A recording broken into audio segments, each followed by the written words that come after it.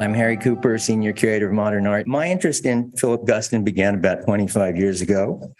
I had just started my first curatorial job at the Harvard Art Museum, where I became obsessed with two small painted panels in the collection, The Three, 1970, and Untitled, 1968. They were about the same size and shape, with the same palette and a shared vocabulary of black vertical strokes tattooed across the surface, similar marks that somehow managed to represent a half dozen different things, as you can see. The compositional principle in one of the paintings is quite stupid. Just make the object as big as you can. But in the other, quite clever. I count 7 triangles, 3 white, 2 red, 2 black, each pointing in different directions. I tend to like things that are packed well. We might say Guston has packed the hell out of this painting. The interlocking shapes create a structure of tensile strength and power that seems appropriate for a painting about power. And he has such a command of gesture at this point in his career that we see one of the figures leaning forward and one slightly leaning back with his hand, I think, to his chin, but in a somewhat threatening way. They're in an old car, which you can only see because of that steering wheel sticking up between them. So the subject is all too clear in this painting, even if Guston left it just beyond the reach of the title. But we know who or what the 3 are. And I like the way he calls it the 3 also, because that encourages us to do some counting, I think. And we not only count the triangles, but all the marks of stitching and so on. If you're obsessive, that is. So the other one, the subject is opaque. It isn't abstract, but what is it? A fortress with gun ports? A commercial toaster seen from above? I like that one. A building, a book, a bread box. It actually, apparently is a book or a set of tablets, but that's only according to the artist. Is it living or dead? Flesh or stone? Looking at it in storage 25 years ago, I felt there was something uncanny about this undecidable image. And the idea of the uncanny led me down a rabbit hole of psychoanalytic ideas about the unconscious and the return of the repressed, about the dream work, as Freud called it, of condensation and displacement as they related to Guston's biography. But I'm not going to do that today, so don't worry. Already did it. Had to come up with something new. When I heard that the Yale University Art Gallery was planning to do a show of these small panel paintings, which had been the building blocks for the large cartoony paintings of hooded figures that Guston unleashed onto the world at the Marlboro Gallery in 1970, I jumped at the chance to bring that show to Harvard, possibly the one and only show that ever was a Harvard-Yale show. In the process, I didn't even think of that. I mean, I was, just an inexperienced curator. We probably shouldn't have done that. Talk about elitism. So in the process, I opened the lens of this show to include paintings from the earlier 1960s, such as Harvard's Untitled, 1964, and Yale's Air 2, 1965. And my essay for the small catalog, which really should have stuck to the 1960s, attempted to try to explain a 50-year career. I couldn't help myself. I had a problem, a Guston problem. The problem has not gone away. Soon after I arrived at the National Gallery in 2008, I decided to convert one of the tower galleries into a project space dedicated to contemporary art. To kick off the series, I installed all of our Guston holdings, actual and promised, on the theory that Guston was and still is an inspiration to younger artists. But my real motive was to see the works for myself out of storage in beautiful natural light. Then about 6 years after that, in 2016, Rusty asked me to come up with a retrospective of a major post-war artist. I said Guston. Now, 7 years after that, the show is opened, and I can stand here today to tell you that I have solved my Guston problem, or at least I have made him your problem. And so we come to the elephant in the room, that other Guston problem. The fact that some of these paintings, which I could not stop looking at, are the very paintings that others did not even want to be around. So toxic is the imagery of the Klan, of ropes and lynching to many viewers, as well as other horrors that Guston depicted, although not always so explicitly. Thus my little note at the beginning slide of this lecture. Thus the decision by the directors of the 4 museums to postpone the exhibition, thus the ensuing protests from all over the art world, etc. I won't go into the many discussions at every level of staff that took place in this building, many in this room over the past year or so, or the many changes, subtle but significant. And by the way, there were no changes to the checklist in how the exhibition was presented here.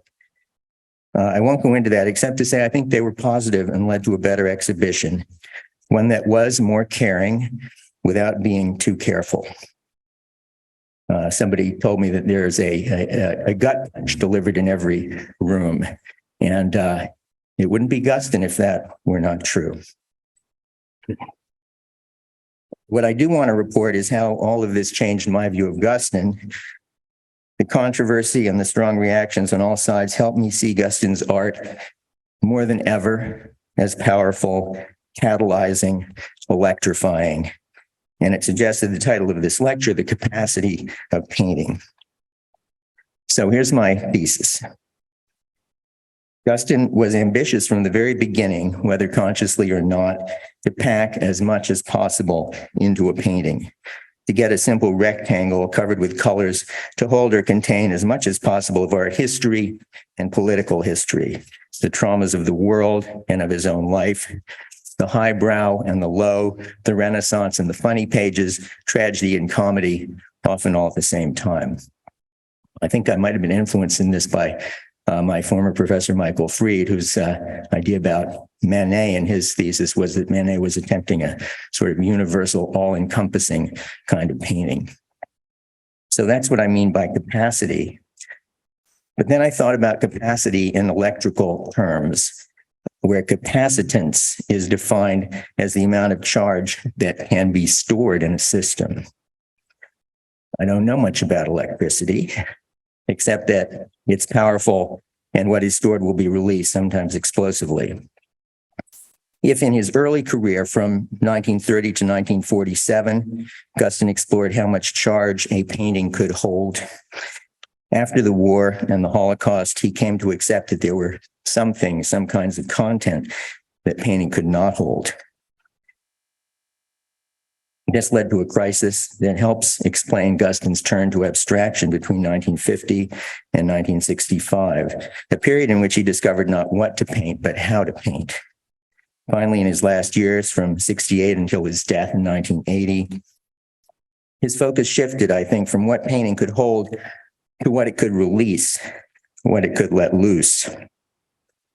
What precipitated this final shift, which was triggered by political events, this is basically summer of 68, was a turn to autobiography, at first indirect and then much more direct.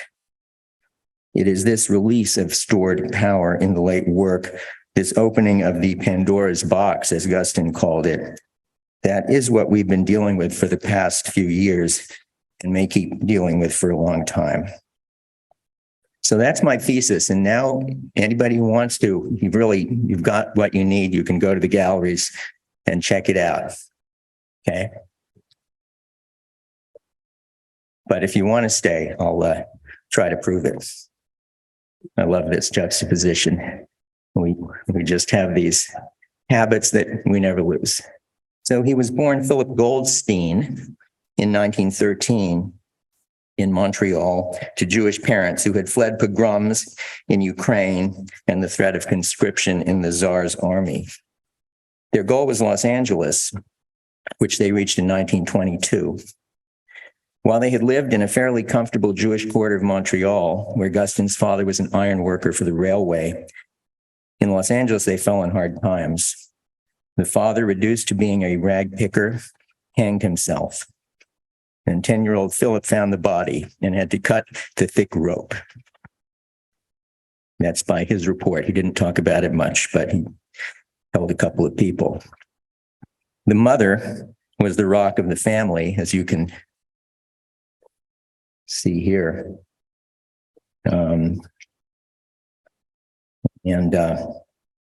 He seems to take special care of Philip in this photo at the left, the youngest.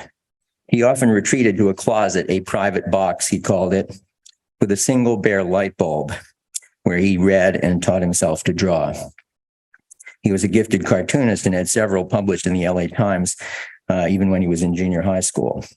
In 1928, he entered Manual Arts High School, where he became good friends with fellow student Jackson Pollock.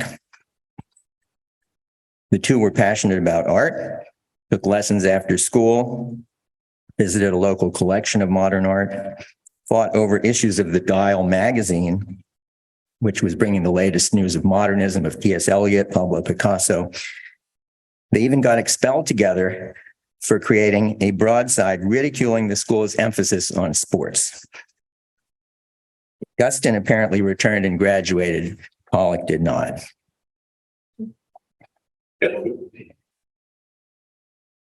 This brings us to 1930 and the first painting in the exhibition, Mother and Child, made when Guston was just 17 years old.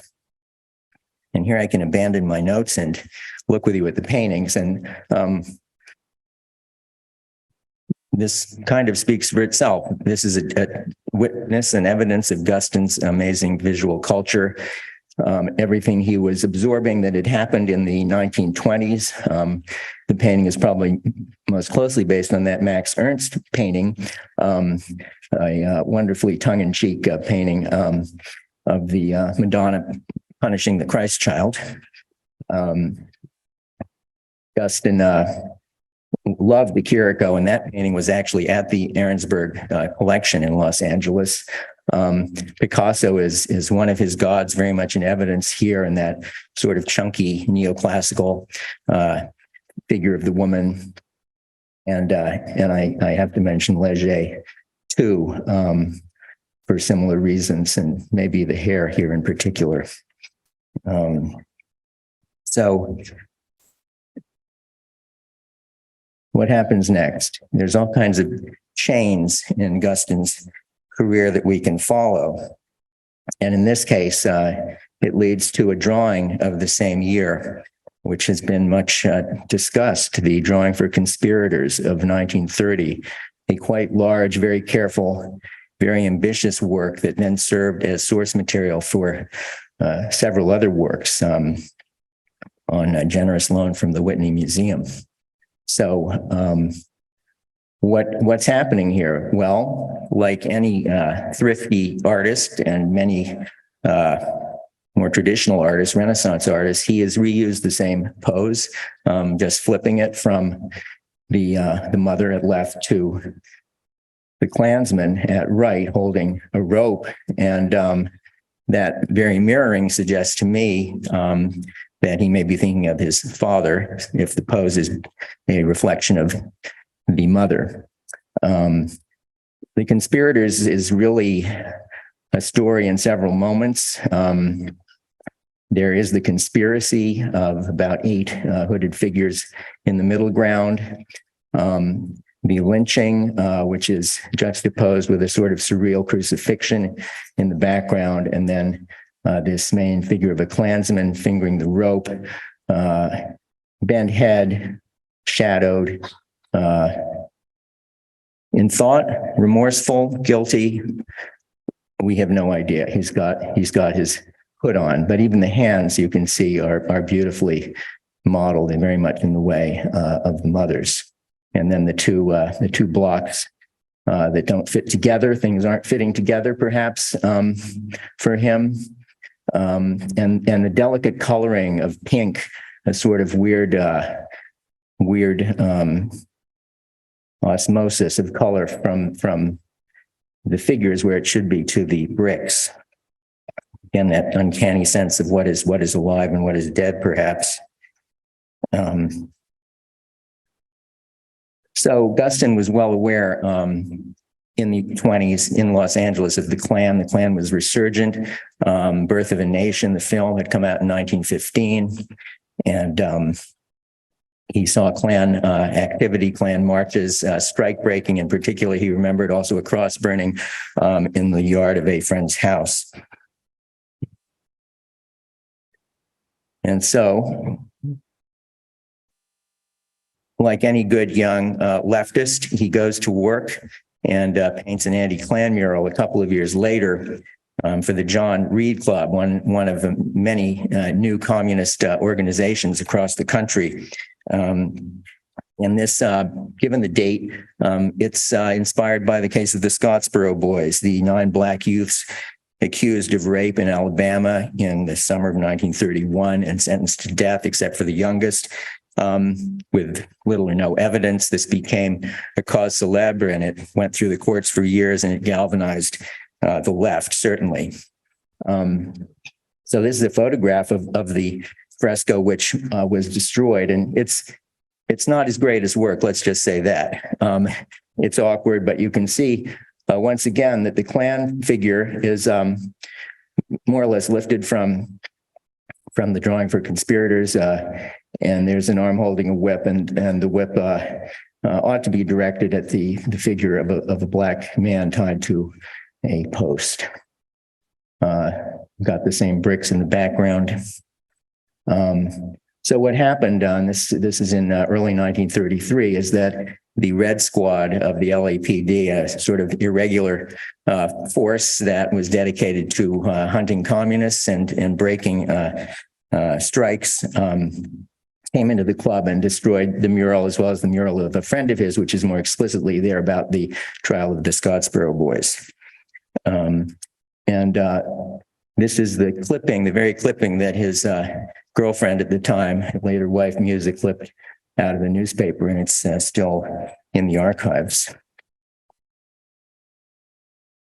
So that, of course, will remain in Guston's memory and haunting his work, coming back several times, as we'll see, that figure of a Klansman and that lesson for him in the power of the state and what happens when art tries to fight and fight back. So we'll jump ahead to 1937. Guston has moved to New York the year before, staying at first with Pollock before he sets up his own apartment with his new wife, Musa McKim, a poet and fellow artist whom he had met during his very brief time. He spent about 3 months at Otis Art School in LA in 1930. He's also recently changed his name from Goldstein to Guston, whether to hide his Jewishness from his soon-to-be parents-in-law or from an increasingly anti-Semitic fascist world, or most likely both. And of course, many Jewish people are changing their names or have changed their names around this time, including Mark Rothkowitz. Yeah. This is the key painting of 1937 called Bombardment, on loan from the Philadelphia Museum, and it is Guston's Guernica. That is, it's his response to the bombing of the Basque Republican town in April 1937 by German and Italian fascist forces at the behest of Franco during the Spanish Civil War. Another cause célèbre, very much like the Scottsboro Boys of the left at the time. Guston reportedly rolled it down the street from his apartment in New York to the American League Against War and Fascism, where it was exhibited in a fundraiser. And luckily, the painting still has a strong metal hoop around it for a frame, so it seems to have survived. So it's not the only Guernica, as you know. And of course, there's the example of Picasso in 1937, which Guston could have seen in real life and certainly in reproduction, and the same with Siqueiros' Echo of a Scream, another response to Guernica, now at the Museum of Modern Art. And I think it's telling that Guston's painting has much more in common with the Siqueiros. Siqueiros, one of the three great Mexican muralists who had been in LA, and in fact, Guston might have assisted on a mural with Siqueiros, and then Siqueiros arranged for Guston and two friends to go to Morelia, Mexico, and paint a massive mural, which is reproduced as a large photo in our exhibition. So this was his Mexican muralist moment. He got over that, and I don't think it was a lasting influence. But you see that. You also, I think, see Thomas Hart Benton in the figure at the bottom, and many other things. And I'll try to keep my art historical stamp collecting impulse in check. Okay, I'm sorry about that. So this is a painting that might seem to contradict my thesis about the early work seeking containment, since it represents and indeed seems totally defined by a central explosion. But look at what the explosion has done. This is my defense to the very perspective of the image. It has warped it, turning verticals into arcs, especially at the left there, the brick wall, and creating the impression of a convex surface, a kind of globe or bubble or convex mirror from which there is no escape, fusing the figures into a single roundel. And this containment is what makes the explosion so powerful. Guston said much later, 1972, there are two basic ways my forms work. Either they're coming apart or they're going together. In this painting, I think they both happen at once. Another interesting thing to note is his interest in sharp elbows. There, and I think especially here, up at the top, which is a very strange, distorted figure, and I think probably unconsciously it's his telegraphing of the hood into a kind of capstone of the whole composition.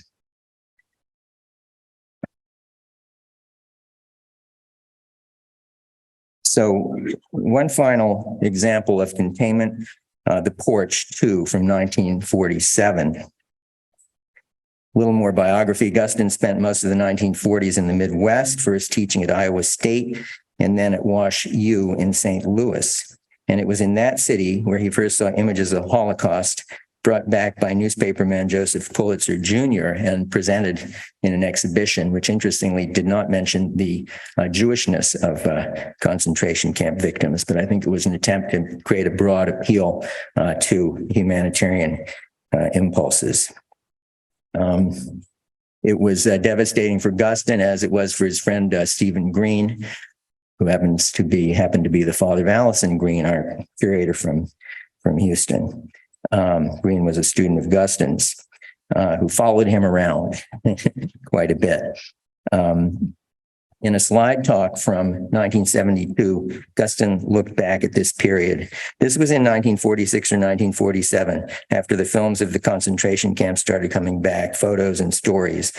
I thought of these children I was painting, not as children, but as lost, agonized beings, using the porch as a kind of confine, as if these figures were all compressed.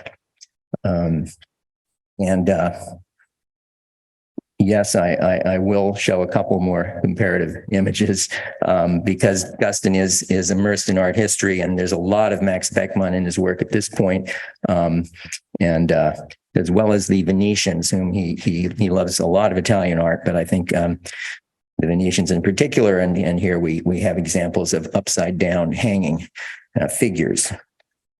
And there are other themes that are in common: masking, music. It's a kind of hideous carnival atmosphere, isn't it, that all these paintings are depicting? But I think in Guston's, we see especially this figure in the one staring eye, and he made there's a drawing in the exhibition of that figure prone with sort of useless legs. So very much a response to what he had been seeing that was so disturbing. So at this set, the point he continues in that talk, I entered a very painful period when I'd lost what I had and had nowhere to go. I was using these children as kind of props, which I didn't like. Finally, in 1947 or 48, I dismantled everything and started from scratch. And here's an installation shot, which shows you the porch 2 on the right, and then a trio of paintings, not exactly a triptych because he made them over several years. Tormentors from on the left from 47 to 48. Review, which belongs to the National Gallery. Very kind gift of Guston's widow and daughter many years ago, and Red Painting from Museum of Modern Art, 1950. Tormentors, I should say, is from the San Francisco Museum of Modern Art. So returning to biography for a moment, 1948, Guston, who has already won awards and been featured in Life magazine, and he was a muralist. I'm not showing too much of this, a government muralist during the Depression, very well employed and successful at that, although I don't think it fed him especially. But it's very interesting works, in some cases collaborating with his wife. And there's a mural just a few blocks away at the GSA building where we're going to have a program in April, which has an almost equally large auditorium. So look out for that. In 1948, he wins the Rome Prize, which allows an artist to spend a year in Italy at the American Academy. He begins that in fall of 48, although first he goes to Woodstock, New York, where he has been summering, and that will become his retreat and retreat from the New York art world in 1967, where he settles there for good, but he's always going back and forth. While in Italy, he makes drawings, studies the work of the Italian painters he already loves, including Masaccio, Piero, he doesn't even have to say, ... Piero della Francesca, Giotto, Tiepolo, and off to the side because he's a modern De Chirico. And I would just add to this that it's the Pantheon, I think, meaning the Italian Pantheon. The Pantheons in Italy. He had a French Pantheon. He had a Dutch Pantheon as well. Spanish Pantheon too. But these are certainly some of his great heroes. So after Rome, he returns to the U.S. in 1949, settles in New York, and discovers everything he had missed in the 1940s when he was in the Midwest, precisely the years when the art world was moving from Paris to New York, and all of the refugee painters and surrealists were there, and all of the young painters who would be abstract expressionists, they didn't like that term, New York School, including Pollock, including Rothko, were there developing, struggling with these examples. And Guston missed all of that. So he has to play catch up when he gets to New York in 49. And I think he plays it very well. So now we move into the second room of the show. I'm sorry. We'll go faster. And white painting number 1, again from San Francisco Museum of Modern Art, 1951, which is kind of iconic, kind of legendary. It is, by his account, his first painting in this new style of the New York School. I think you can see what a change there's been, even from the trio of paintings back here, where yes, he's gradually going abstract, but the brushstroke is still labored, the forms are still cluttered, and there's nothing of this freedom.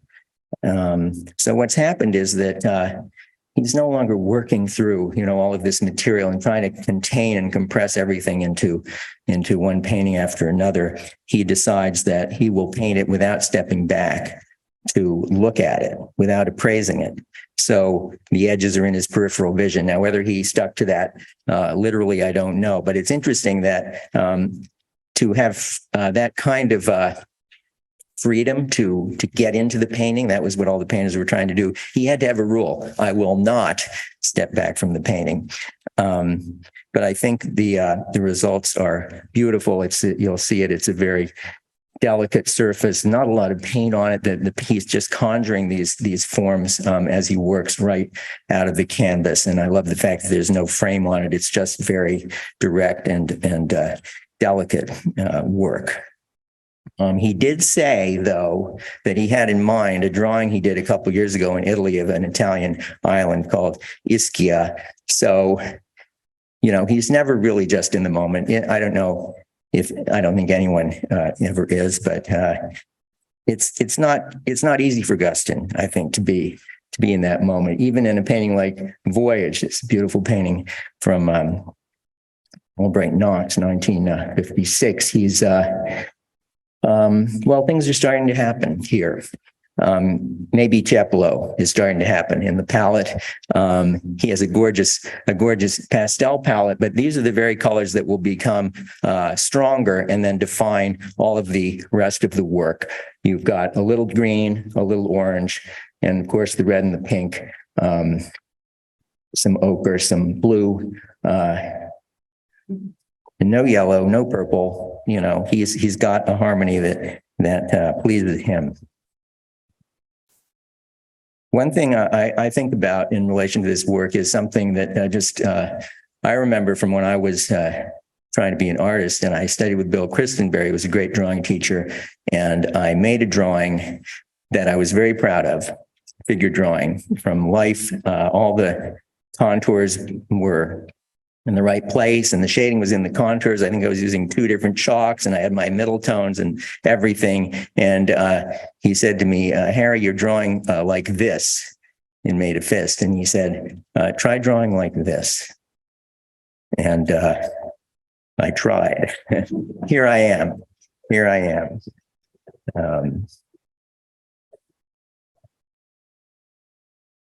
So Guston has a few years in this beautiful lyrical country, as John Cage, his friend, called it. But things darken, things get cluttered again, shapes start crawling over other shapes in paintings like Fable and Smoker.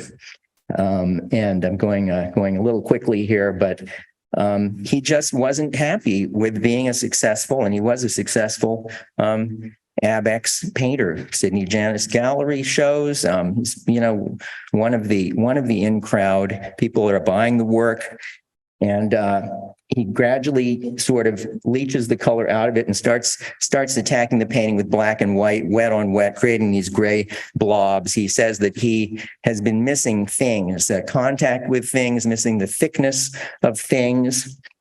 And so we start having titles. In Fable there, I sometimes see creatures, winged creatures, birds or bats up top, flying, flapping away, maybe something like the famous Goya etching, The Sleep of Reason Breeds Monsters. Smoker is, I think, smoky. And one of the few critics who got this was Leo Steinberg, who, unlike the other critics who were talking about abstract impressionism, which the term Guston rejected and said he had no interest in impressionism, but Steinberg saw something like surfaces stained with sin and nicotine. But I think he was probably cheating, and he was, going into the studio and hearing all of that talk. And he knew Guston, and he was but anyway, onward. So what happens after a painting like Smoker and even some more further reduced paintings is that he has a crisis. He's reached an end point. He can't just continue mucking around with black and white, making paintings that were shown at the Jewish Museum in 1966 that nobody liked. And so he turns to drawing. And first he does these absolutely beautiful, some of my favorite so-called pure drawings in 1966 to 1967, when he's down in Florida for a little bit teaching at New College and getting away from domesticity. We'll just leave it at that. And these are ink drawings, and have sort of suggestions of figuration, but some are as simple as a horizontal line, a circle. The touch is personal. It's delicate. They all connect with they're making space, almost all of them connecting with one of the edges of the piece of paper.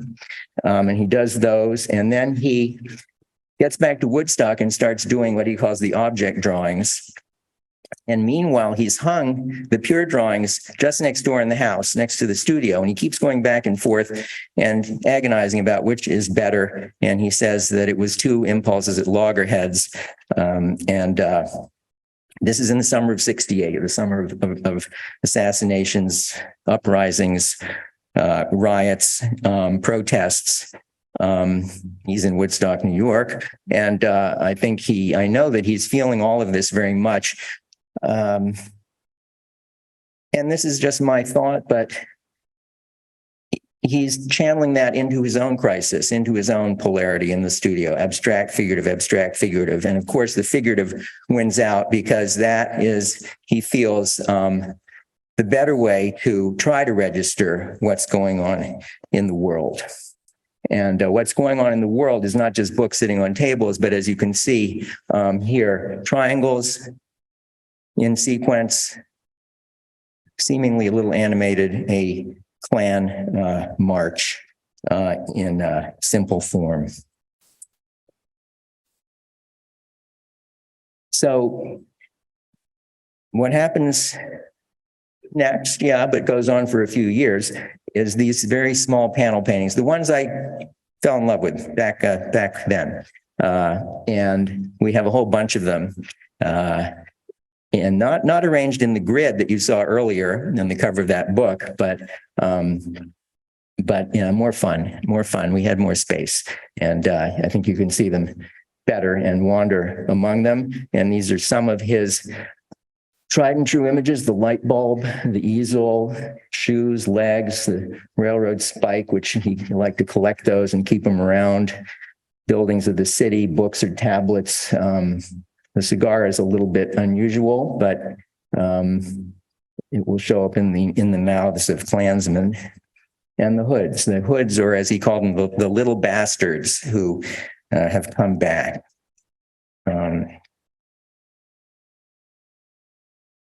So at this point in the show, there's a juncture and a bit of an advisory that the next room, which is a fairly good representation of the Marlboro Gallery exhibition in October of 1970, where he showed 30-some big billboard-like, film screen-like images, many with Klan figures.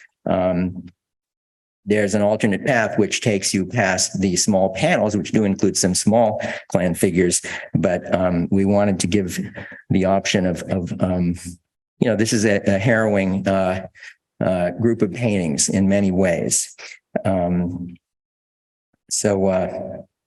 This one, Courtroom, Promise to the National Gallery, from Robert and Jane Meyerhoff collection, is one of the great ones to my mind. One of the things that Guston said, which I relate to this, unless painting proves its right to exist by being critical and self-judging, it has no reason to exist at all, or is not even possible. The canvas is a court where the artist is prosecutor, defendant, jury, and judge. Art without a trial disappears at a glance, unquote. And he might be thinking about the trial going on of the Chicago 7 just at this point, with a sort of notoriously bad judge. The arm of justice here is a Mickey Mouse arm. There's a feeling that I think the painting is showing the impunity of the Klan, the weakness of the justice system. Unperturbed, the Klansman is smoking his victims, and studio equipment, easels, bits of wood sticking in a trash can. We'll talk about that in a second. The ubiquitous clock there. Bricks flying through the air up top, his tribute to Crazy Cat, Harriman, one of his favorite cartoonists, along with Walt Kelly's Pogo. There's a Michael Blackwood film where it's showing too, about an hour long. At one point, he's asked by a sort of naive interviewer, are you a pessimistic person? And he says, no, I'm doomed.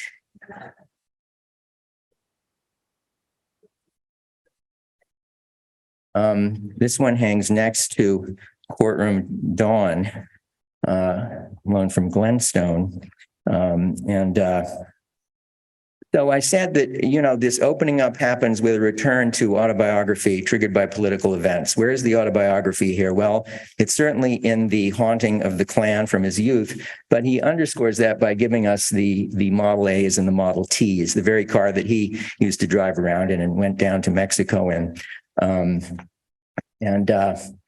This painting is really stunning and kind of unusual, I think, for its dawn.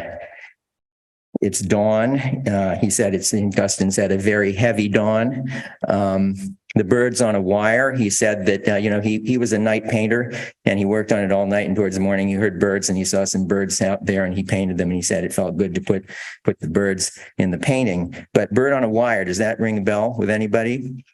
That song by Leonard Cohen had come out just the year before. I think first Judy Collins and cover, and then Leonard Cohen. And Leonard Cohen, Jewish creator from Montreal. I'm not sure if Guston knew of it. I think the lyrics are apposite. Like a bird on the wire, like a drunk in a midnight choir, I have tried in my way to be free. Like a baby stillborn, like a beast with his horn, I have torn everyone who reached out for me. Guston is certainly taking in the films of Fellini. He loves, and of course he's Italian, compares himself to Fellini. There's a painting called Tower in the show, and I thought of the Fellini film we showed here recently, 8.5, where the Fellini character builds this massive tower as the set, which sort of doesn't get ever used. Legs here are ubiquitous, and in this case, a little unusual to see the naked foot. And the shoes. And this is an example of one of those, I wouldn't even call it a symbol because that suggests sort of A equals B, but an image that's packed with different associations. You might think, a lot of people think of underground comics, R. Crumb, the late 60s here. Certainly common sources for both Guston and Crumb in early comics, which are full of big shoes and feet and footed people and Suitcase Simpson and so on and so forth. We've got that. We've certainly got the images of the Holocaust and the legs and the piles of legs, although often the shoes are in one pile and the legs are in another. We also have the fact of his brother's death, his dear older brother, who was his legs were crushed by his own car, and when Guston was just a teenager. So all of it is moving around in his head in a way that he doesn't want to analyze.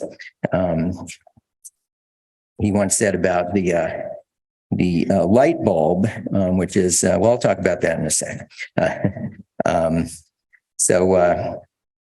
And here we have maybe the most famous iconic painting of the Marlboro show, even though it's one of the smaller ones, but it is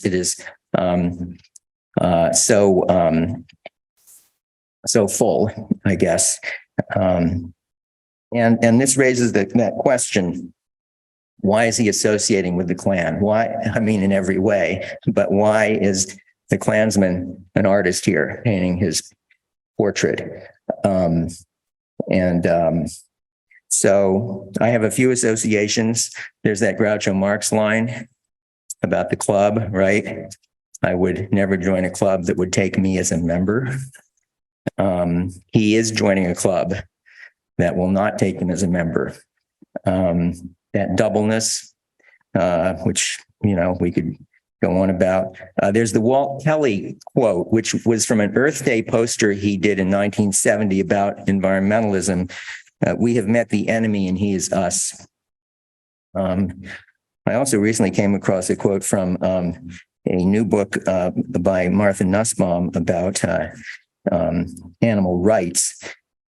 Because the reach of human cruelty has expanded, so too has the involvement of virtually all people in it. And there's Guston himself, who says, the KKK has haunted me since I was a boy in LA. In those years, they were there mostly to break strikes, and I drew and painted pictures of conspiracies and floggings, cruelty and evil. In this dream of violence, I felt like Isaac Babel with his Cossacks, as if I were living with the Klan. What do they do afterwards or before? Smoke, drink, sit around their rooms, light bulbs, furniture, wooden floors, patrol empty streets, dumb, melancholy, guilty, fearful, remorseful, reassuring one another. Another question about these paintings is, apart from the sort of self-portrait question, is why the cartooning? Yes, he loved cartoons. He had been a cartoonist. Some people suggest that it's a way of distancing, of dealing the humor, distancing the horror. I would say it's also a way of heightening it. If you think about, say, Mannerist painting, say Von Tormo's Deposition, beautiful pastel colors showing a harrowing scene. Why? To heighten feeling through that contrast. So just another way to look at it. Here's Guston with his studio, and the self-portrait aspect really comes out here. Not that he looks like that, but you can see in his right hand gesturing, there's a cigarette, almost mimicking the pose of the Klansman.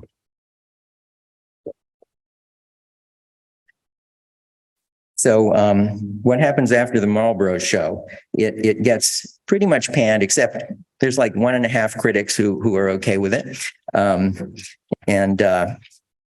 And he knows that's going to happen. He already has his plane tickets to Italy, goes to Italy for about 7 months. And when he comes back, he has settled in Woodstock already, comes back to Woodstock, and he makes these wonderful caricatural drawings of Richard Nixon, Tricky Dick, in 1971, inspired partly by his neighbor Philip Roth, who had written Our Gang. And the two of them are old line Nixon haters. They hate Nixon, the communist hunter. They hate, they're hating on him. So we have a whole room upstairs of all of the 73 drawings that he proposed for a book called Poor Richard, which never got published. He was kind of ambivalent about it during his lifetime, but has been published since. And we've now published it again, as well as having all these drawings, which are a promised gift of the Guston Foundation to the National Gallery, because we're in Washington, perhaps, and that's where they belong. So here are some more, and there are difficult images, and there's an advisory here too, although it should be said that what this is about is Nixon's racism, Nixon's pandering to Black voters, Nixon's sort of fake love of everything Chinese now, at a 180-degree turn that really irritated these old leftists in particular. And he has 4 characters. There's Nixon there. Kissinger always has the heavy glasses. Sometimes he's just the glasses. And that's Mitchell and Agnew. So enjoy it. Little comic relief. But it's not really relief, is it? So, and we're getting there.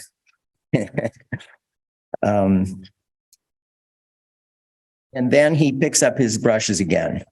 And the Klansman, he says, has disappeared from his work. There's a couple paintings where the Klansman is cohabiting with this new figure, this Cyclops or lima bean head, guy with one eye, stubble, cigarette, no mouth, no nose, worried forehead.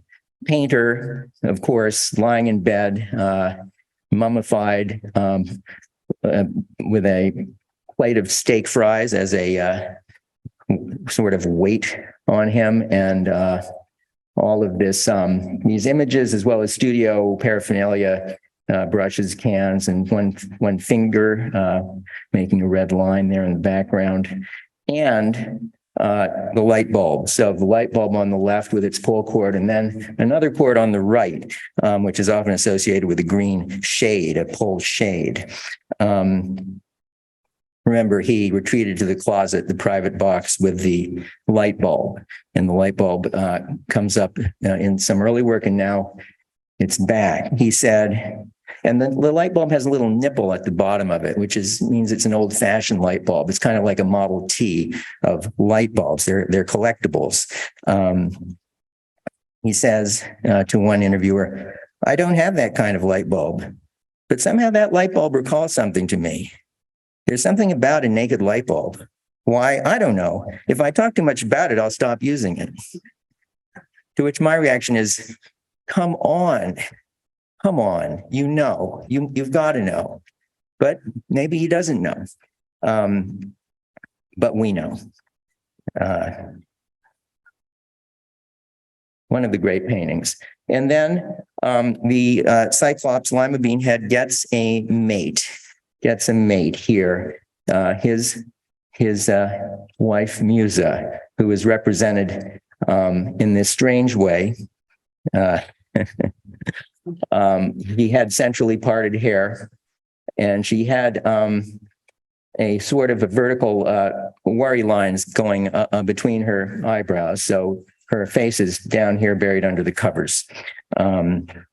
She is, unfortunately, she's had a stroke at this point, and for a poet, that's bad. I mean, she's lost some of her memory and facility, and needs care. And Guston becomes very tender towards her, as Musa, the daughter, just told me the other day. And she becomes a main figure in the work, in this painting, Webb, 1975, Museum of Modern Art. They're threatened by spiders and by webs, which seem to be covering up and capturing the Guston figure in particular. And at this point in the show, things really open up. The paintings, as you've seen, are getting bigger and bigger, and luckily we have the space in the concourse to show them. And there's a couple of paintings which I'll show you that are here and here in a moment, which are all about this Musa figure, which I call in the catalog a Musa form. We don't have this painting. What we wanted, it didn't come. One of the more literal, wonderful depictions of Musa, where you see her lashes, her tendrils of hair, again buried mostly under a blanket. We do have this painting of couple in bed, where the painter is clutching her and more so his brushes. And that triangular thing is one of those reinforcements in the corners of the back of stretchers that artists use. He's got his wristwatch on. Of course, he's got his big shoes on in bed, emaciated legs. So that's Musa as well next to him. And what happens that's so interesting and I think significant about this opening up, it's an opening up of scale, of space, but also an opening up of reference. So where in the past, one light bulb, and I didn't make this explicit, but a light bulb could represent a noose hanging, a pull cord. It could represent privacy, retreat, enlightenment, and so on. Now we have one figure, we know it's Musa, but she starts moving across canvases, representing things in sequence, not condensed into one instance. So that's her on the horizon or above the wall, the parted hair, the tendrils of hair on the forehead, but looking sort of like a brain coral maybe. Guston he's free associating. He's never been in therapy, but he knows how to free associate for sure. And Here are two more of Musa, the Musa form as a rising or setting sun on the left, and then here Black Sea, which is, of course, a reference back to his parents, where they came from, or the region around Odessa, and that form, so that looks like a kind of a horseshoe, or horseshoes, or maybe soles of shoes, and Guston associated the horseshoe with the Cossacks in several paintings. So the range of association just widens as the paintings widen out. And this is one association of mine. It involves a painting, Remorse, 1969, wonderful painting that it could not fit in the show, but that's from 1969. And on the left, one of his last works, untitled 1980. It's ink and gouache on a board. It's not that big. He's not well. He's had a heart attack or two, and he knows that he doesn't have a lot of time left.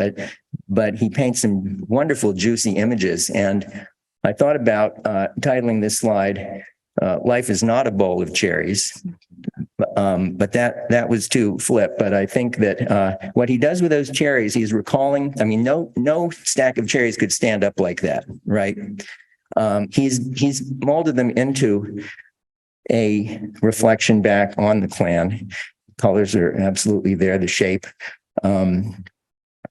But I think you could say he has redeemed that image, maybe. He's transformed it into something beautiful, something that recalls, the great still life paintings of all time, Chardin and so on. And yet there's also a threat there, always. The cherry could be a cherry bomb. It's not a big threat. It's just a little firework, right, that you throw. He loves those stems. And one of my favorite moments is this cherry that didn't get its red color. I just like the white cherry, like that. This painting, Talking. So Talking, he's a great talker, as you can see, and he associates from subject to subject and in paint as well. And here we have the pull cord, that golden chain. We have the smoke, also made out of orbs, red, sort of bloody smoke billowing out of the cigarettes. The wristwatch seemingly riveted to his wrist, the paint-stained sleeve. And it's dark, but it's still a very open painting, which he's pointing to an unseen interlocutor. And life goes on, and associations that go on in this very open way. And speaking of the wristwatch, I said that his wife was a poet, and they collaborated before her stroke in the earlier 1970s on many, many things. Here, her poem, "I thought I would never write anything down again. Then I put on my cold wristwatch."